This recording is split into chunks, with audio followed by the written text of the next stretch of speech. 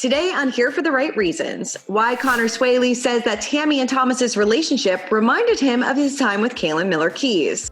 Yeah, I just think those conversations and everything are definitely edited to play into the storyline, right? Because it needs to make sense. And to be honest, I think a lot of times what actually happens in Paradise doesn't make sense.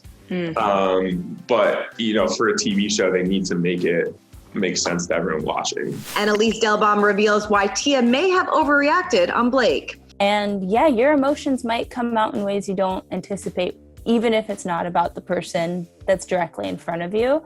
Yeah. So she was explaining that. I went, oh, yeah, that makes total sense. And we're breaking down everything else you need to know about this week's Bachelor in Paradise. We've got that plus so much more on today's Here for the Right Reasons. Hey guys, Christina Garibaldi here with Sarah Huron. Welcome to Here for the Right Reasons. Sarah, how are you? Christina, I'm a little upset that this episode of Bachelor in Paradise was not as exciting as promised, but other than that, I'm okay. How are you? I'm okay. I feel like we were promised this big storm. Nothing happened. And I have so many thoughts about the storm. We'll get there. All right, we'll get there. But before we break down everything that you need to know about last night's episode, I know that you had a chance to sit down with Connor Saeeli, who said Thomas's relationship with Tammy kind of reminded him of his with Caelynn Miller-Keyes, which I totally forgot about. Yes, I know. And it was interesting because if you listen to the podcast with Connor, he talked a lot about Caelynn. And it was because that was his kind of biggest Paradise relationship that aired on the show. And he talked about how producers didn't necessarily show us that, like you mentioned. And it was just interesting to hear his insight and to give an update on his relationship with Caelynn now. So take a look. But yeah, it is interesting seeing how the show is edited and put together in terms of the conversations that they show. And I hate to keep bringing up my experience with Caelynn, but that was kind of my Paradise experience. I remember watching it and the conversations that they showed that I had with her versus the ones that they showed with her and Dean. They made it seem like she was head over heels in love with Dean. And I was kind of just a consolation prize, a rebound backup plan in a way. There really wasn't a connection there. And maybe I was just totally blind to the situation, which probably was a little bit of it because I didn't see any of that other stuff. Right. But the conversations that I had with her were just definitely edited down and cut down to where it seemed like there wasn't really a connection or anything there. And then when Dean did come back, it made more sense to viewers why he left with her, right? Yeah. But in reality, I kind of felt like maybe there was more depth to those conversations. We really did like each other. Who knows? I'm happy for them. Let me throw that out there. This is not a plea for just for the record, I saw Caelynn in Miami a month and a half ago. And that was the first I've talked to her since we filmed the show 2 years ago. So it was a little weird seeing her at first. Mm-hmm. And it was definitely a little awkward. And then I was we had been drinking a little bit. And I was honestly, can we just be friends? I know this has been a while. So we're friends now. She gave me Dean's number even to ask him about the van life and stuff like that. So we're all good, but sorry for that side note there. No, happy to hear it. But yeah, I just think those conversations and everything are definitely edited to play into the storyline, right? Because it needs to make sense. And to be honest, I think a lot of times what actually happens in Paradise doesn't make sense. Mm-hmm. But, for a TV show, they need to make it make sense to everyone watching. I love that they're friends again, that they've, saw each other for the first time in 2 years. And, she gave him Dean's number. I think it was classic. We have Bachelor in Paradise people on, especially to talk about, the current season. And they just immediately go back to who they were dating. And then at the end, he was okay, I'm not into Caelynn. So I think he was feeling insecure that he kept bringing her up, but it's just his reference point. Right. Totally. I know you also caught up with Elyse Dehlbom, who revealed maybe why Tia kind of maybe overreacted on Blake, right? Yes, she's friends with Tia. She also, Tia's Instagram story, she kind of explained some of the context she gave. So here is Elyse. I mean, I was watching Tia's stories last night and she was kind of explaining why because it kind of came out of nowhere when she was going after Blake, but she was explaining I was really upset about my dad all day. Thinking about I'm spending time away from my family. And for those that don't know, Tia's dad is going through cancer right now. And I can't imagine just from going through that with my sister, how incredibly hard that would be. And yeah, your emotions might come out in ways you don't anticipate, even if it's not about the person that's directly in front of you. Yeah. So she was explaining that. I went, oh yeah, that makes total sense. Whereas when you watch it on TV, you're like, honey, like, it's okay. You've known this boy for a day. Yeah. Let's talk about the Tia, James, Blake, quote unquote triangle, if we want to call it that. Because I love Tia. I think she's been a really breath of fresh air on the show. And I think a huge part of it is because she's from a couple seasons ago. She's older. She is just funny in general. But a lot of these girls, they're not similar, but I don't really feel like I know them because of like the way they edited Mac's season, and everything was kind of a little wonky, and they kind of, came off a little mean in my opinion. And Tia just seems like so funny.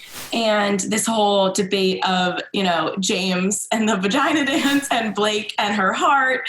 And it was just really, she just comes off very endearing, but yes, then it turned a little confusing about not making an effort. And James seemed confused. And I just wondered if maybe it was, they got back from the hotel and he didn't like go up to her right away, or if it was so much more of just like, she was stressing out about missing home and then being like, if I'm going to come back here, people better make it worth my time. Probably a combo. Yeah, probably a little bit of both.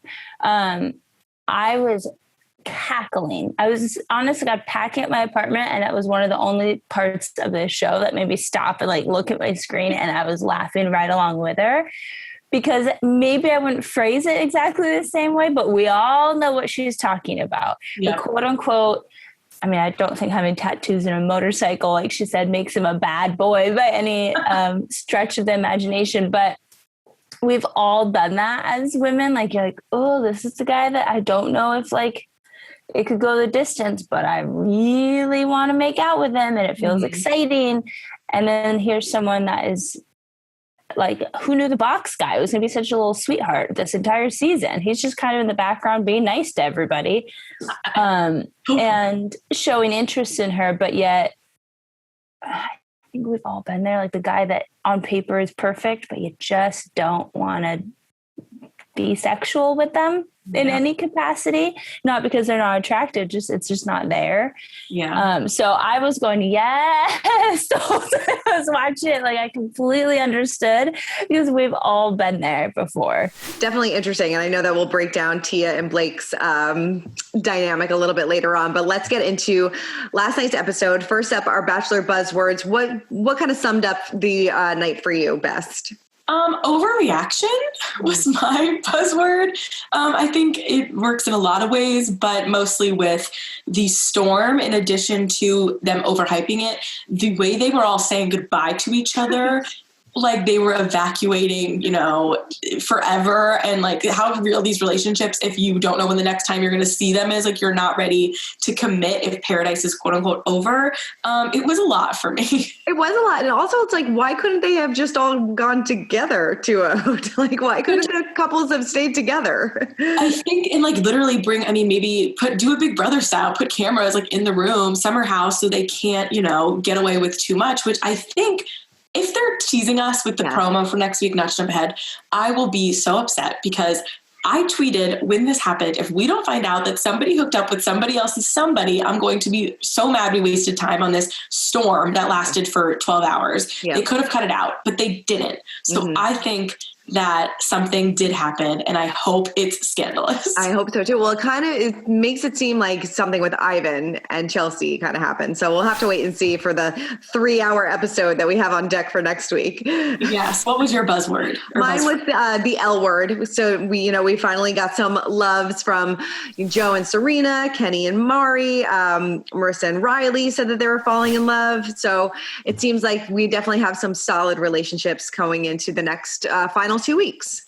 And I mean, real quick, there is something, I know it's what the show does, but the falling in love versus in love. In love, yes. They were very clear with the falling in love this week.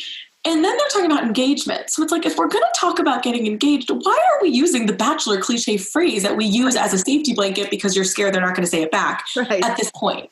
Yeah, especially Kenny and Mari, because it seems like they are the ones that are like, okay, we're ready to walk down the aisle. And I don't know. I just feel like the L word should be said in a strong stance at this point. That conversation was all over the place. I mean, we'll get to them. There's a lot to unpack there. But who are you shipping this week? I know it's like always Riley and Marissa, but we had to think outside the box. I am, justice for Noah and Abigail. Like, this poor couple is getting no screen time. Who even knows if they said that they were falling in love or if I love you, because nobody sees their relationship. I did have Marissa and Riley, and then I was like, oh wait, let me find them in the background of this show, because they're always like kissing and stuff like that, and you don't see anything about their relationship. I need to know if we didn't see anything because they're actually boring, but boring in a way that like, oh, they're so in love it's boring, or like if there's nothing really there and they're kind of just coasting. Yeah, maybe. I could see either way. Like, remember like Jade and Tanner, like, we're just so solid that they would kind of pop in with them, but we still saw them like a little bit. And I feel like they're really not showing them at all. And we never got closure on Abigail's, like, I mean, we kind of did, but her panic of like whether they were being serious enough as early on, or like whether she was making the right decision by closing herself off to other people. We saw that a little bit, but I really feel like they aren't showing them, maybe because there's nothing to see. Maybe. But like, they're not in any of the promos, like for like engagement, like for the final episode, nothing. It's like they don't even exist. And I want to like them because he was so cute when he came down and he wanted to, like, he sought her out, and they have cute moments, but like that, if they were cute at all, I think we would see something else. Like, there's something they're not telling us. Just remind us that they're there. Like, I know, it's crazy. 5 minutes. That's all I ask. What about you? Hot take here. I don't know if I'm going to regret this, but I'm going to go Thomas and Becca. I've said this before. I don't know if I like Thomas. I don't know if I'm supposed to like Thomas. I'm confused on his whole Bachelor journey and how it's been edited, and the Aaron, and maybe I just really don't like Aaron anymore. So that's why I'm rooting for these two. But when he was like carrying her down the beach, like they just got married after the storm, I was like, okay.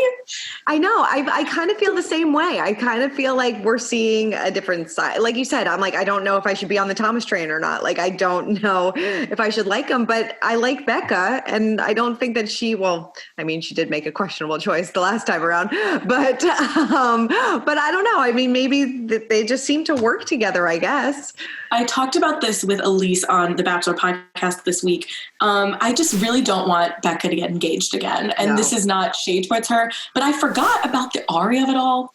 So this would be his third Neil Lane diamond. She needs a guy who's going to buy his own ring, like, I just need more for her. I feel like she won't get engaged at the end of this. I feel like they would just leave the beach together if they are still together. I feel like she knows better at this point. At least I would hope. I hope so. And no shade at her, but like, I hope not. But, I don't know. What about your line of the night? What did your line of the night go to? Okay, so this isn't necessarily, I know usually it's supposed to be like, we really like it. It was just a line that we needed to discuss, whether good or bad. And that was Joe's at the rose ceremony, or like right before the rose ceremony that they didn't air or didn't show, that the cocktail day party thing was the first time on the show meant a lot to me, but this time means a little more about Serena and Kendall. If I'm Kendall, I hope she's not even watching, because damn. That the shade, their conversation, like, I feel like Joe just really dislikes her. Like, she did something bad to him, and he was just like, I feel like what he wants to say to her is like, you are not telling the truth, but I'm going to save you right now, because I can make you look really bad if I wanted to. That's the vibe I get from him. I don't know if that's true, but that's the vibe. That's such a good point. Even if it's not like you did something bad, it's that you're changing your story. And he's kind of hinted, like, we've had the breakup conversations. We almost got back together a year ago. We debated the Chicago. We've done this. So why are you doing this to me right now? Why are you doing this on the show? We could have kept our, that door closed, and now you've opened it up where the whole world's going to know things about it. Not that it's even that scandalous, but just know all the details, have opinions, and kind of put a tarnish on his romance with Serena P. And I think that's fair, but I will say all three of them have just handled this so well. I mean, Kendall hasn't come, at least that we haven't seen. Kendall hasn't come for Serena. Serena hasn't come for Kendall. Joe comforted her in a way where he was uncomfortable, but he wasn't mean. But also, if I'm Serena watching that, I'm cool with how he did it. He was not overly anything. They're handling it so well, and it makes you think, oh, people on the show can can do the right thing. They don't all have to be Brendan. They can be adults about things and can be mature. Yeah, I think that's a really good point. They did handle it very, very well, but I just feel like, and Joe made a good point. He was like, if you wanted to get back together with me, you should have done this before we got on the show. Like, I went on the show because I knew I was over you, and that's why I'm here. And if you weren't over me, you have my number. You could have called me. Yeah, and this might be naive, but I don't know, the way it's playing out, I almost feel like Joe was obviously there first.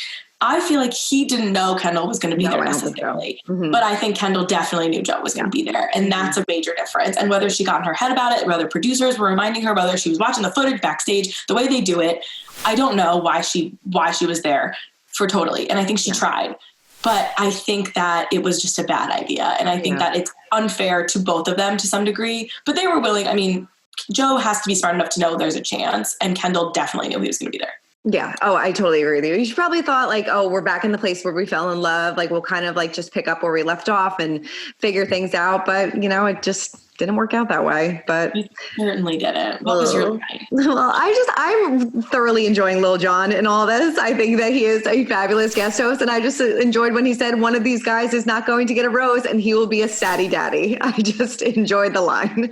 I enjoyed it too. I think that the guest host, while confusing, because it's like, I wonder how much do they brief them? Like, does Lil Jon, did he get to watch the footage? Did someone write that for him? Did he like hear that they were calling him, tattoo daddy or whatever about Kenny? Right. Like, I need to know how, because obviously, David Spade, it makes sense. It was the first day, but as they've gone through, they've done a really good job making it seem like the guest hosts know what's going on, whether they do or not. Yes, no, they really have. I've enjoyed the guest host. I wonder if they're going to keep it going for next time that they do Paradise, or what's even going to happen with The Bachelor coming up and things like that. So it's weird we don't know who's hosting The Bachelor, but we know who The Bachelor is. Right. Lots of unknowns going on there. I feel like, I mean, Natasha and Caelynn worked, so maybe they'll have two other former Bachelors kind of step in. I don't even know who I would want to see though, but... I know. I mean, you think you go to your Ben Higgins, but that's true. A balance out for sure. Yeah. But he's also getting married in November, and they start filming. Like, I think they just started filming, so I can't imagine he'd be doing that. That's true. I don't know. And Sean Lowe has made it clear that he's on the Chris Harrison side, so I don't think he would do it. Yeah. I don't know. I really don't know. I really don't know. Well, we'll have to cross that bridge when we get there. There is Wells. He's always the go-to. Solid. Let's talk about thirst. I think we have the same one. I think so too. I mean, Ivan. Let's talk about rose hunting. Yes. Seriously, that should have been the buzzword of the night, rose hunting. I mean, Ivan and Aaron, both of them can go home now. I always liked Ivan, not anymore. I feel like it was very much pot calling the kettle black. They are both feeling a little insecure about not having a solidified relationship. Mm-hmm. I cannot believe Aaron is still there. I know he's had a lot of love interests, but him and James both, I feel like they've been there since like day one. And I'm like, how are you still here when nothing has happened that's been significant enough for you to still be here? Like, I know they have relationships playing out. I get like he is Tia, he is Chelsea, but it just doesn't feel like it should still be happening. Like, they don't feel like they should be here. And I love Ivan, and I feel bad for him that, the Kendall, nothing's working out for him, Jasenia, Kendall. But like, this wasn't about Chelsea. This was about these two and their egos, and it didn't look good. It did not look good at all. No, I wonder who Aaron hates more now, Thomas or Ivan. I mean, Aaron just like is too much for me. Like, he jumps to these extremes. Like, sometimes he's funny, and then sometimes he's just so mean. And I'm like, I don't really get him. Like, I don't know if I'm supposed to like him either. I don't think so either. And like the whole like runway model is like very cringeworthy as well. I did not enjoy that. But yeah, it just seems like you said, they're rose hunting. They don't really care about Chelsea. They're just doing this because they can stay another week, gain more followers, and get some screen time. Totally get some screen time, which Aaron has had so much of. I feel like in that like weird little connection of Chelsea and Ivan, while I don't think it's a long-lasting love, I feel like I saw something there more than I did during the whole runway show. Right. No, that's true. Like, whatever. And Damar and Ed's, attempts at like, it's just like a lot. It is a lot. Well, I mean, we mentioned earlier, in the tease coming up next week, it seems like something did happen between Ivan and Chelsea. So we'll see like that maybe this really wasn't so out of nowhere. I hope so. I really hope so. But I mean, to talk about this episode and not talk about cringe and not talk about sour cream would just be a problem. Oh my God, I like literally want to vomit. Like that was the most disgusting thing I've ever seen in my life. Of course, we're talking about Kenny and Mari's taco date. Oh my God. You really don't get more disgusting than that. Like just when you think the whipped cream, which is at least still a dessert. Right. I mean, the worst part about the whipped cream was the toes and the sand and the beach. It still seemed like something people do. Yes. The sour cream was so disgusting. Oh my God. And it like was runny. Like it was like not like the consistency was gross. And then it just cracked me up that there was that woman, I guess she was a chef, like lurking in the background. I'm like, what is this show? Who planned this? Right. And like you see like her, you know, her top is off, like you're like the leaves came off. And so this woman's just like, what do I do? Where do I go? Like who works on the show? And it always comes down to like, as gross as it was, like the fact that they were down to embrace it with each other the same way like Riley and Marissa were with the whipped cream, like Godspeed, very Machine Gun Kelly, Megan Fox vibes, twin flames. If they don't make it work, like I don't know where they're going to find their person because, oh my God, you couldn't pay me anything to do either of those things. no, that's so disgusting. I will never look at a taco the same way again. Like so gross.